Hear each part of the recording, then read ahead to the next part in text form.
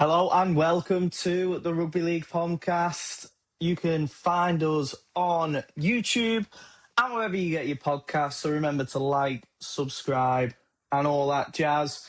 Joining me today with a plethora of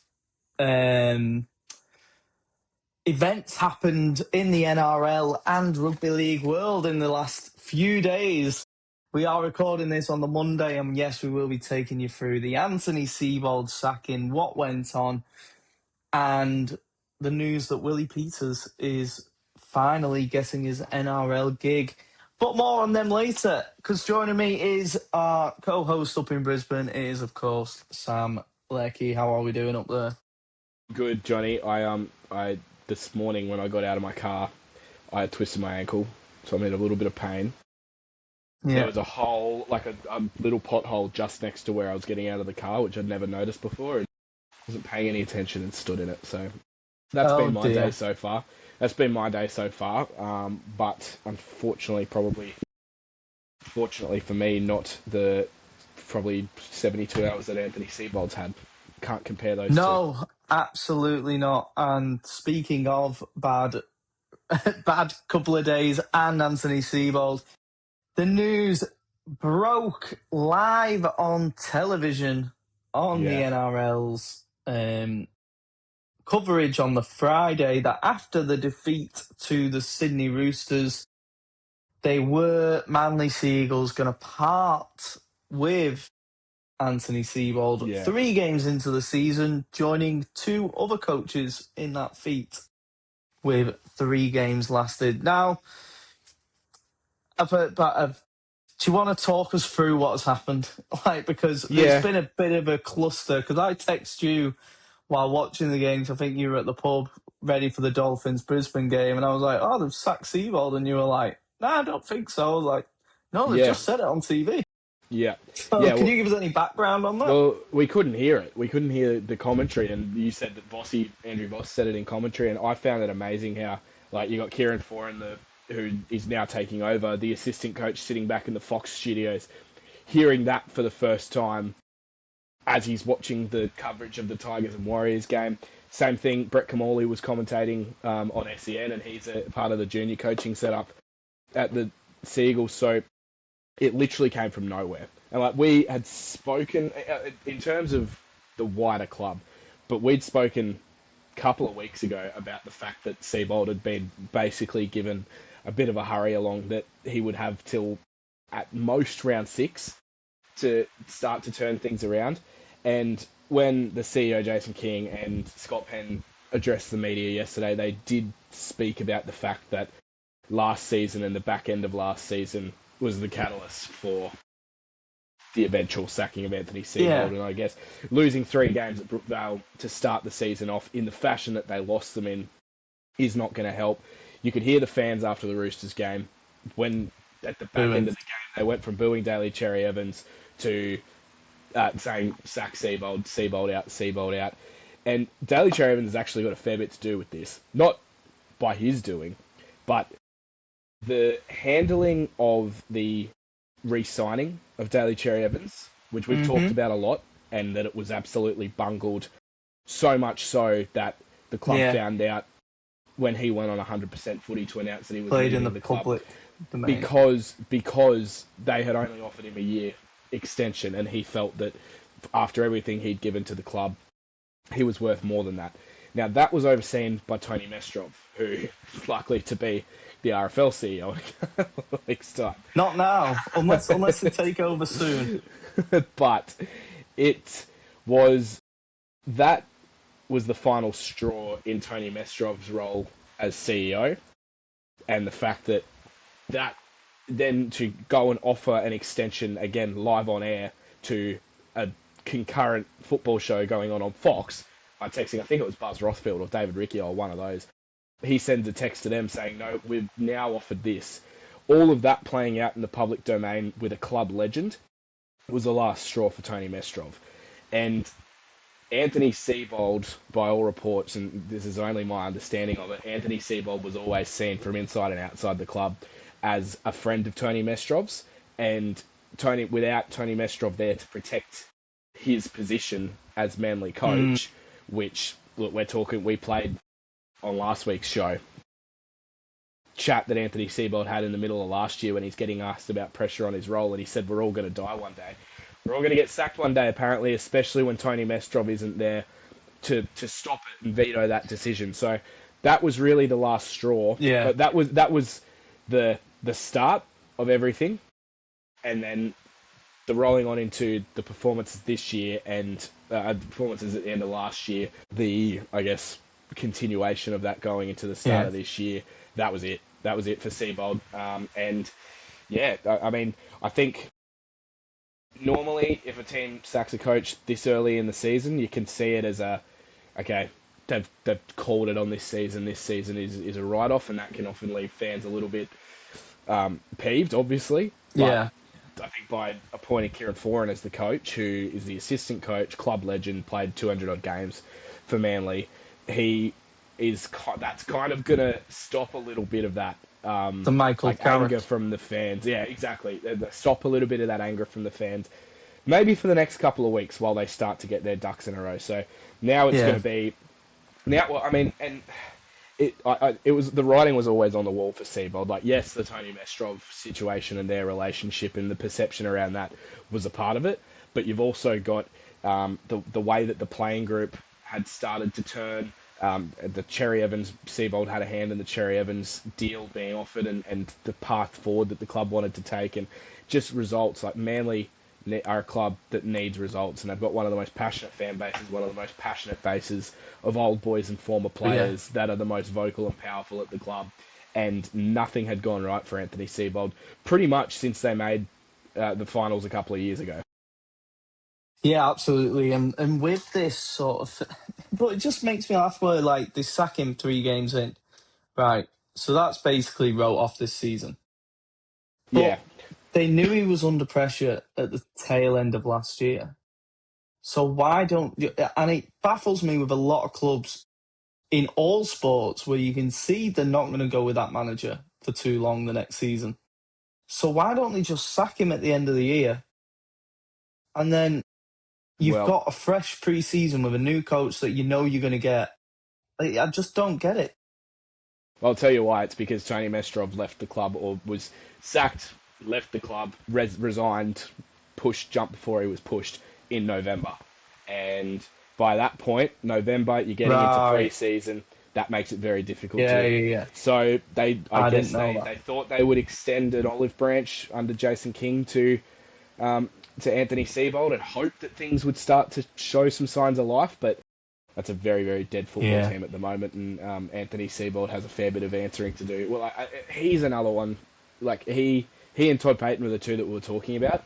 Well, over now an extended period of time, Anthony Seibold has shown that he doesn't have what it takes to take teams to a premiership contending side. Like, he took the Broncos basically to the Broncos to the wooden spoon. Yeah, it's happened at the Souths as well, and now Manly, and that was it. That's his last head coaching gig, you'd assume, then, won't you? In the NRL, you'd say, yeah. Although in the NRL, yeah. Yeah, although you never know. It can turn around. The way that you're viewed can change. But I mean, if Jason Demetriou is not getting offered a coaching gig in the NRL when he's a far better coach than Anthony Seibold, in my opinion, then I struggle to see Anthony Seibold having that sort of impact. Yeah, exactly that. And looking at the expected ones, because you mentioned obviously Todd Payton, we spoke about him a lot in the first couple of weeks. He's now turned his season around over the last 2 weeks with 2 good victories. So, sometimes it can change and for the coach's favour, because we were literally talking that, if he lost round 3, he was gone. Yeah. I was talking to a Cowboys fan. 2 victories. I was talking to a Cowboys fan today, and had heard the mail that we'd got earlier in the year, just before the Titans game, that if he lost, if the Cowboys lost that game against the Titans at home, then that was it. That they probably would have ended up with the same fate as Seibold. Yeah. But this bloke I work with, who's a Cowboys fan, said it seems like every time there's genuine jeopardy around this guy's future and job, they win.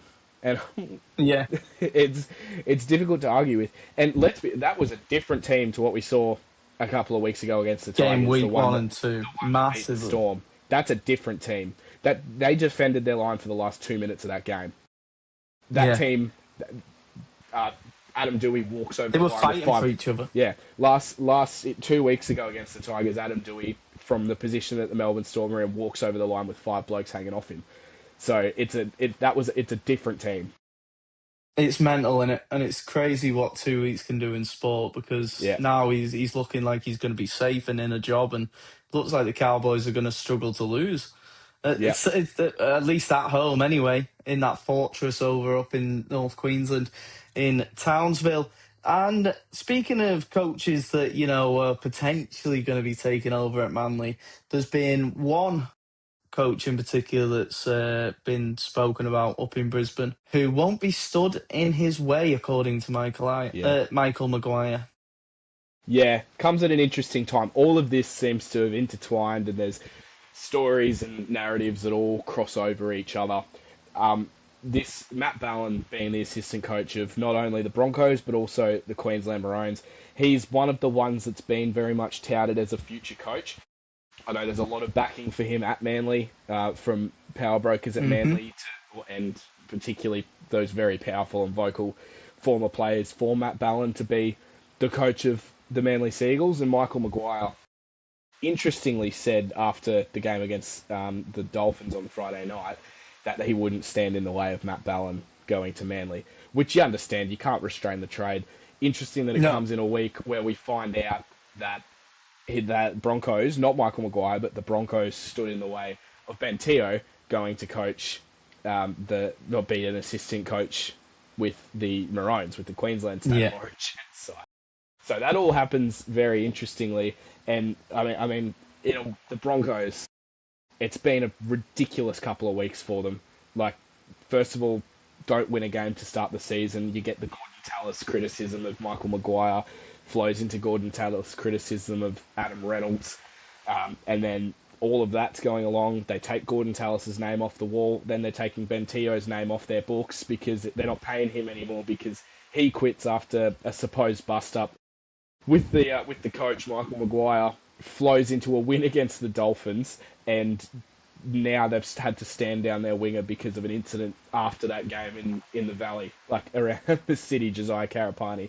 So it's been a crazy week for the Broncos. What has Carapani done? I missed that. So after the game, apparently went out with some family, and it's very shady details, but a dispute between a couple of groups that were out at a pub in the Valley after that game, and he was given a fine for being disorderly or public nuisance or whatever it was, and so they've stood him down for a game just while those investigations are going on. So, I mean, Matt Ballin, if he ends up coach of Manly, he's had a lot of practice with dealing with a lot of this off-field stuff because he's been spending the last couple of years at the Broncos where, despite them Yeah. being successful and actually going quite well the last couple of weeks, there always seems to be something happening off the field, as always seems to be the case with Manly as well.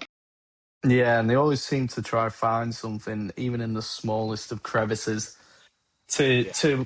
find out Well, with yeah, that Broncos and side. on that, the Broncos get clicks every time something Yeah, happens yeah, with the exactly. Broncos. Like having the off season, like NRL player. a very choreographed ad that Katoni Staggs is doing with a supplement brand, like I think it was a protein brand or might have been a clothing brand. I don't know. A mate of his that he's doing a tackle in an ad for, and he Yeah. all of a sudden there's headlines about Katoni Staggs, a high tackle in this ad, and you just the Broncos get headlines, the Broncos get clicks, and so that's why they're always in the headlines. But Manly had their fair share, so Matt Ballin would be a good fit, you would say. Yeah, absolutely. So that's pretty much the Manly situation covered. It's just a weird one with Manly, because it just seems to be very shotgun sort of things with them in the recent years. Like, obviously you mentioned the Cherry Evans thing, the Seibold. We'll give him a few days. Oh no, few games. Sorry. Right, we're getting rid of him. It just seems to be like there's no forward planning at the Sea Eagles, Yeah, I mean, which is, you it's know, just it always seems to be happening off field. There's always something happening off field. Like Des Hasler sacked in Yeah. 2022 or at the end of 2022, but then they've still got this Des Hasler headache after that because there was the lawsuit going on from the family of the young Yeah. boy that during the training. Like there always seems to be something happening off the field. The Pride jersey situation, like all the way back to when Daly Cherry-Evans first started playing, and conversations and disputes over his contract and how much he was being paid, and Yeah. that a lot of the players there had turned on him and were not getting along with him because he had asked for more money when the rest of them had stayed for less to try and win a comp. Manly, it's just always something going on. And So weird, isn't it? my understanding of it is because there is, as with the Broncos, there are very, very powerful former players who, if they don't like what's happening at the club, they will make it known. Yeah, true. A lot of big public figures. Bring back Jamie Lyon. Yeah, I was listening to a Bring him radio. back somewhere. I was listening to a radio segment the other day, and they were talking about their loss to the Roosters, and like what two players could change that game for Manly. And it's like, oh, I reckon if you put Jamie Lyon and and Bob Fulton or Cliff Lyons in that team, they probably beat the Roosters. And I'm like, oh, you reckon? Yeah, just bring back some of the Yeah, goats. yeah. Yeah, I really think Joey Johns would really sort out this Newcastle side, for example. Yeah, Like, they've lost they've of lost a course they would. halfback. Who could fix that? Honestly, some Yeah. of these journos, man, they do make you laugh with that sort of stuff. And then, but one club that doesn't need to worry about a coach now is the Papua New Guinea Chiefs. Yeah. They have, of course, this weekend just gone. Really awkward interview with Willie Peters after the Hull KR and Saints, before the Hull KR and Saints game, where they're peppering him with questions going, so are you off? And he's like, it's not my job to release statements. And then yesterday, Hull KR announced that Willie Peters will indeed be stepping down at the end of the season to pursue an NRL NRL career with the Papua New Guinea Chiefs, although that hasn't been confirmed, but it's looking highly, highly likely that it is. With also stepping down from the assistant role at the Kangaroos and also stepping out of the running for the England coach's job, which means it is a walk in the park for Brad Arthur if he wants it. Or Sam Burgess and James Graham. It better not be. Honestly, I'd have Brian McDermott than him. But yeah, Willie Peters finally got his NRL contract. Yeah, and Right man for the job. Yeah, I think so too. But what a job, what a contract to get for your first NRL coaching gig, to build a club from the ground up. Tax-free contract. Yeah, tax-free contract as well. I enjoyed listening to Jack Johns talk about this, Matty Johns' son, because he was playing at Souths and the Knights. At the Knights in the time when Willie Peters was assistant coach there. And one thing that I hadn't thought of is that when he was assistant coach at the Knights, that was during the period of COVID, when the couple of years where all the teams were in the bubble in Queensland, and every team was in a resort on the Sunshine Coast. Now, what's going to happen in Papua New Guinea is every single player in that group is going to be living in a resort together. So that's an interesting thing that I hadn't thought. That's another aspect to it. Yeah, I didn't even think of that as well. That has probably influenced the decision to go with Willie Peters. Not only that, but I mean, look at what he's done with Hull KR, and pretty much everywhere he's gone, he's had a positive impact. Like Knights making finals while he's there, Hull KR win a World Club Challenge against the Broncos. The Kangaroos are always going to be strong. He's won every trophy in England, but in one season. He's done everything possible in England, and I think that the next logical step was for him to take up the NRL role. I assume it comes with Hull KR's blessing for him to. But I mean, he's won them the first bit of silverware since 1985. And he's won 4 of them. Yeah. Next year is going to be a big year for him because they need to recruit. There's building a team. There is a massive job there in finding 30 players from inside Papua New Guinea and outside Papua New Guinea inside Papua New Guinea, less of a problem. The best players from the PNG Hunters, you build your team around them because that's what's going to make Yeah. the Papua New Guinea franchise a success.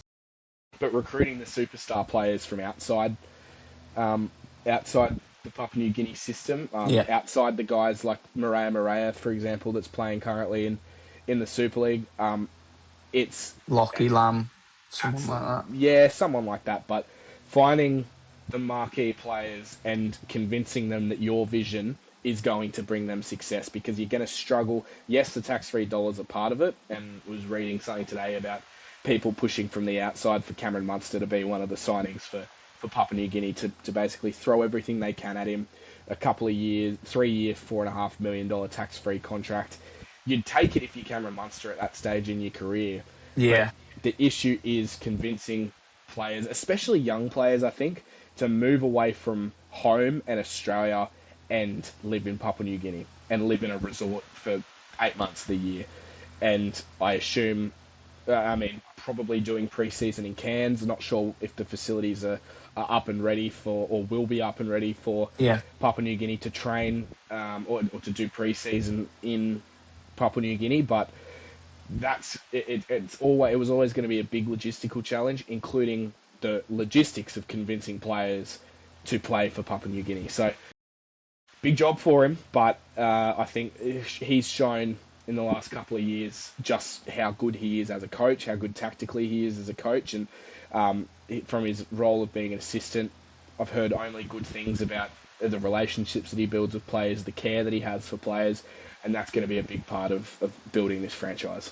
Yeah, it's quite obvious when you look at the Hull KR side that he has in games just how much of an impact he has. With Elliot Minchella, the captain of Hull KR, he started off at Leeds in the academy and then did the rounds in the Championship, playing for the likes of Sheffield, and then found a home at Hull KR. He Mm. just speaks nothing but good words about Willie Peters. So it just sums up the character and the person and the coach he is. And it's like they said in the interview after the Saints game with him, and he said, well, if it is his last season, then we'll try our hardest to win something and send him off on a high. And I think that just sums up the absolute respect and love that the players have for him and the fans especially. So if he can build that team, that culture, and and obviously the reinforcements that will be needed over there, you need that at least one big marquee player, Yeah, which Perth haven't really got yet. Not not the yet, no. huge marquee one, and it's going to be even tougher for Papua New Guinea in some respects. But again, that tax-free money with someone coming towards the end of their careers like your Munsters, it may well be Yeah, it's and my last big contract. yeah, and there is quality players around with Papua New Guinean heritage too. Hmm. I mean, one that they've definitely got their eyes on is Cooper Bai from the Titans, who by Yeah, that point will be into the fourth year of his NRL career, and he's one of the best young forwards in the game. Someone like Alex Johnston, in terms of star power, like not a player that you can build the club around, but in terms of star power, if you can get a guy flagship with Papua New Papua Guinea New Guinea, player. yeah, if you can get a Papua New Guinean guy who is now the leading try scorer of all time to go and be a part of that group and gain the support that way, that would also be a big get. But yeah, it's quite a job that they've got ahead of them. Absolutely. And that is pretty much the coaching roundup. As we have just gone through Coaching with the likes of roundabout, coaching spinny wheel. Mark 22 or something. So the amount of times we probably use that phrase in these podcasts, because it just is, man. And it's a weird world sport, isn't it? That a coach's job is literally so fickle sometimes. Yeah, who People would don't want to even do it? think there's a person and there's a family that relies on that That's money, yeah. etc. And it's and when you bring that human aspect into it, that's where you go. Yeah, That's always it's something that tough. frustrates me. Always something that frustrates me is Yeah, they'll get a how payoff, but how you know, flippantly we can talk about like people's careers and people's livelihoods. And I mean literally, man. Anthony Seibold's getting a $300,000 severance package. So that doesn't hurt. It's not too bad, is it? No. But then And he's just got. I'm sure he'll find a gig in Super League. Sure, it's Super League coaching gig. Who knows what happens with Jason Demetrio? Maybe coaching London Broncos. Who knows? I don't think Veschel and Lockyer will like that after his time at Brisbane. But yeah, also Jermaine Asako has moved on to the Melbourne Storm at the end of the season. I seen that the other day. Yeah. That was a pretty good surprising one for them. It's a good signing for them. He's not towards the back end of his career. I think he's only 29 or 30, but has since going from the Titans to the Dolphins become the player he was at the Broncos 10 years ago almost. He's been around for a long time, experience. Yeah. Slots straight into that Will Warbrick spot when Will Warbrick inevitably ends up at the Warriors. But also for Melbourne, for Melbourne, they need a goal kicker. They haven't had a goal kicker for the best part of 5 years. Yeah. Well, that cost them against the Cowboys. Yeah, and Jermaine Asako is a gun goal kicker. So yeah, that could work really well. With the Will Warbrick thing and going to the Warriors or looking like he's going to head to the Warriors, they've got Cam Pereira there. They've got Watin Zalesniak. They've got already 2 gun wingers without Warbrick. Having that third will just be incredible. Well, Tuivasa-Sheck's been playing on the wing and he's heading over to Wakefield. He's going to Wakefield, which is the surprise transfer of the year. Yeah. And that what a coup for Super League. Because, big time. But also, we're talking, it was only a couple of weeks ago I was seeing reports that he was linked and having conversations with the Roosters to come back to the Roosters. And I got very excited about that.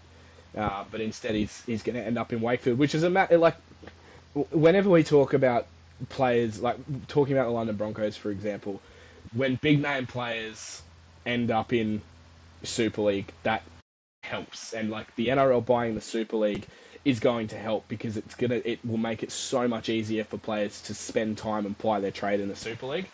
And I mean, Roger Tuivasa, can you imagine if Roger Tuivasa-Sheck was the pickup that Darren Lockyer was talking about for the London Broncos being front page news everywhere. Instead, it's Regan Campbell-Gillard. But, great pickup for Wakefield. He's still got so much to offer. He's still playing great footy here as well. So and he's going to be playing fullback for Wakefield. Yeah. And he's going to be playing fullback. So seeing him get the hands on the ball on the English pitches, the muddy old pitches over in England, and seeing him weave his magic will be something else. And I think it's a real stamp on it. It's a flagship name that English Rugby League needs. With the whole thing, and I really liked his announcing it on his brother's YouTube. I think that was quite cute. And then saying his reasons why, and it's I want the underdog story. I could have gone and joined one of the big 4, but these are outside the 4. They've had tough times with the previous owners before Matt Ellis took over, and he's so I want to be the guy to lead Wakefield and lead this underdog story to a comp, and I think that's just incredible. But also it'll mean that Super League's getting even more competitive. Yeah, it is. And we got a new name on the trophy last year, and now this. So. Yeah, and someone like Roger Tuivasa-Sheck, who could very easily be a pickup for somebody in the NRL. The Storm probably would have been in the market for him if they didn't end up going up, or if Asako and all that had worked out. Yeah. The timeline worked out differently, however it worked. Maybe they were talking to him and were told that he was going to Wakefield. That very could have easily been the way that it worked out for Tuivasa-Sheck, but I guess it shows that the Super League is still a destination players want to go to. Yeah, and also he also mentions in the video that he's 33 next month, isn't he? So next year he's 33. He's got a young family, and he's this is just the time for me to see the world and with my kids and go travel Europe. And it's something that a lot of English and the European sides don't think actually bang on about, because a lot of Aussies and New Zealand love to travel. Yeah, Like, you put that as part of your thing of like, they did it with David Armstrong at Lee when they wanted him and it looked like he was going to re-sign at the Knights. And they just said, well, just weird situation.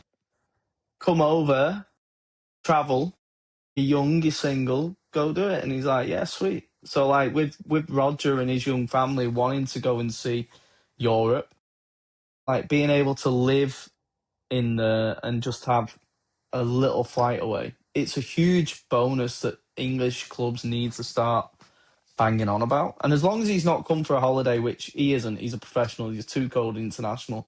You don't be a two-code international if you're not a professional player. Yeah, Like, as long as he doesn't Kevin Lockett, he'll be fine. yeah. Gee, that's a throwback. Kevin Locke was a good player. Yeah, and then went Salford on £1 million and Yeah, washed his career away. he was because he had an awesome combination with Sean Johnson for a couple of Yeah, years. yeah, yeah. Him and those two together were electric.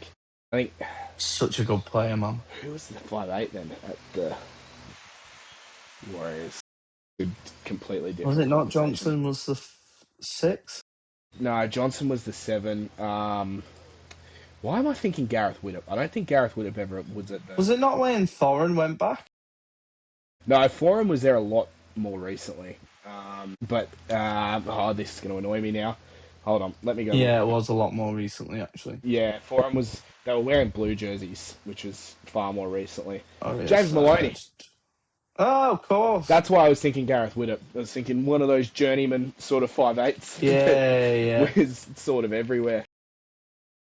Yeah, James Maloney. I'm just looking at this 2011 grand final. I'm sure there's plenty of Manly fans that want to throw back to this, since we were talking about them earlier on. And this team that they had: Brett Stewart, Nick Robertson, Jamie Lyons, Steve Maddai, Will Hopewade, Kieran Foran, Daly Cherry Evans, Joe Nullavow, Matt Ballon, Brent Kite, Anthony Watmo, Tony Williams, Glenn Stewart, Shane Rodney, Jamie Bureau, Vic Mauro, George Rose. That's a team. I'm sure they take that right now. I didn't realise he left that long ago, Kevin Locke. It still feels like he was playing in like 2016, but he wasn't.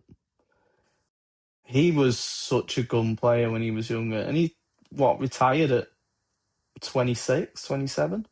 Pretty young. Mad. When he ended up. Yeah, mainly because his career went all the way downhill. Him and Tim Smith crashing the owner's car at Wakefield. Yeah. Well, that'll do it, won't you? Won't it? It's not exactly Liam and Noel Gallagher scratching Manchester United players' cars quite. When they were washing them. Jesus, this is a throwback. But yeah, I think that's all the Rugby League podcasting we can do. Yeah, from the topics that we got. Yeah, it's still very early stage of the season. We're sort of starting to try to figure out what every team represents. Like Penrith. Yeah, well, I know that because my tips this week was shocking. Yeah, this week was ridiculous. I went from top to 20th of my league. Yeah, your only safe bet at the moment is Penrith. At any point in time, mate, they are freaks. They're the only safe bet. Warriors, I thought, looked really good. I left at half time, at that game, because the game was already over and the atmosphere was dead. I was like, I'm going to drive home and go to the pub for the final game. I was like, I could not be bothered with this. Warriors and Bulldogs, I thought were going well, and then they lose to Little AS Tigers and the Knights with $3 million of salary cap on the edge. I was going to back the Tigers. But then I was like, no, the Warriors this season have been incredible. And they're at home. They're not losing. It's impossible for them to lose. Yep. I was sat watching it, and I was like, what is going on? Strange old game. And then you look at like some of the teams that are out of the 8. Broncos, Sharks, I still don't know what they are. I made that very clear in the preview.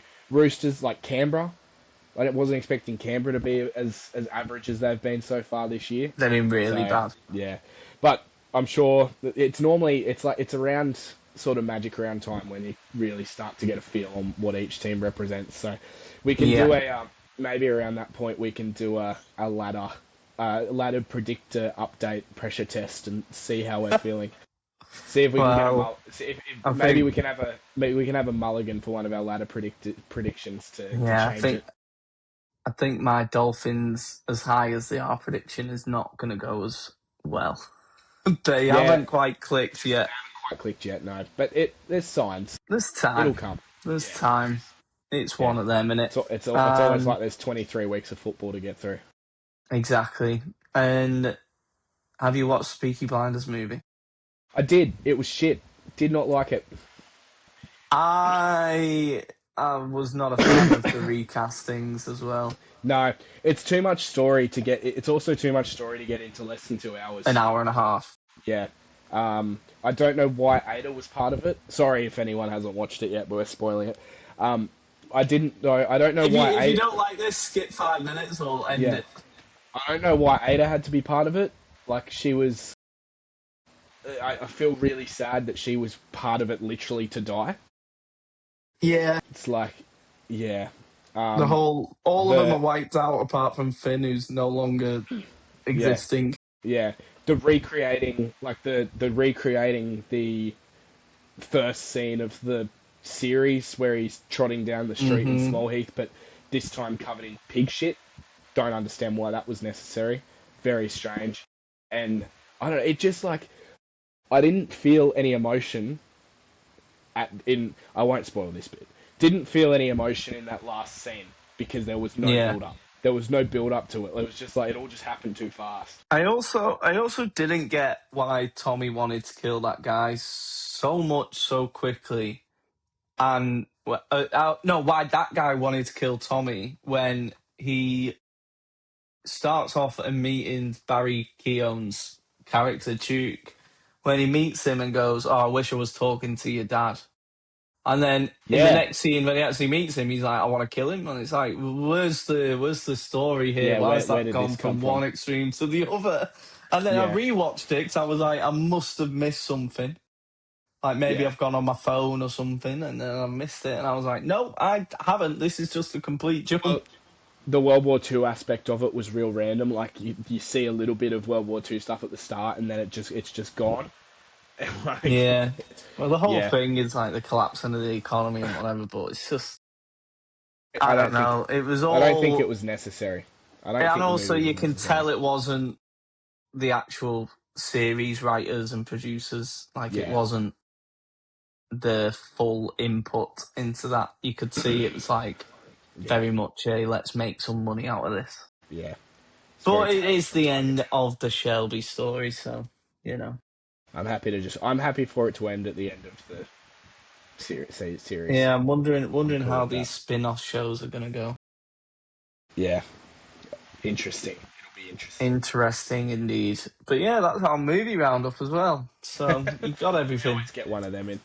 I've still not seen the new Avatar. No, me neither. I haven't seen the first one or the second one, so I don't know if I'm going to start now, to be honest.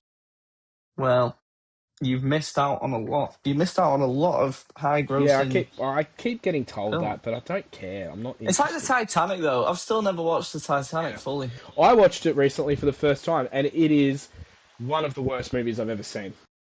Okay. Yeah. I mean, it won 11 Oscars. The acting is terrible. I mean, there's Kate Winslet in it. Kate Winslet naked. Yeah, we've all seen that scene. So R18 plus. But like, it just keeps randomly jumping back and forward between the present and the past. Like I don't know. It was an enjoyable movie to watch, but I'm also watching it like, God, this is bad. This is so bad. Like, creating tension out of nowhere. It's got King Theoden from Lord of the Rings in it, so, you know. Yeah. Which they didn't even tribute at the Oscars, the knobheads. No. You know what I'm looking for? He was in the two films that won the most Oscars. He was in both of them and didn't even get recognised at the Oscars. Not like the Oscars to for his disrespect death. the greats. No. There you go. But yeah, this is a pod. That's So football. thank you for watching, and we will catch you next week, where we will more than likely bring you all the big breaking news. Yep. A couple Stay of days late. Yeah. So it's been a pleasure, Sam. We'll talk to you next time. Peace.